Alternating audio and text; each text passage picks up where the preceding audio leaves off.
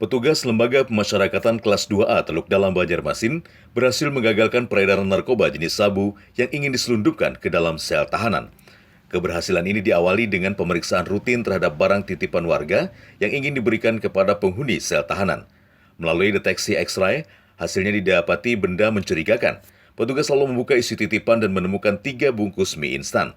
Setelah dibuka, satu persatu akhirnya ditemukan 6 bungkus narkoba jenis sabu yang dibungkus dalam paketan kecil yang diselipkan di bumbu mie. Hari ini petugas Lembaga Pemasyarakatan Kelas 2 Banjarmasin menggagalkan penyelundupan narkoba jenis sabu berupa 6 paket kecil dalam bungkus mie instan.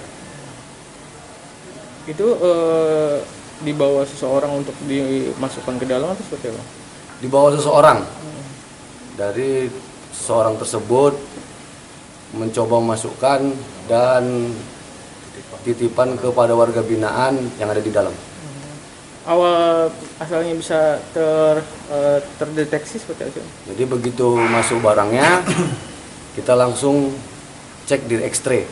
Terus di X-ray situ ada barang mencurigakan.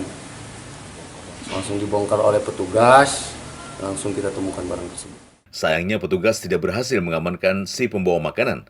Lantaran di masa pandemi seperti saat ini, Lapas Kelas 2A Banjarmasin belum membuka layanan kunjungan tatap muka.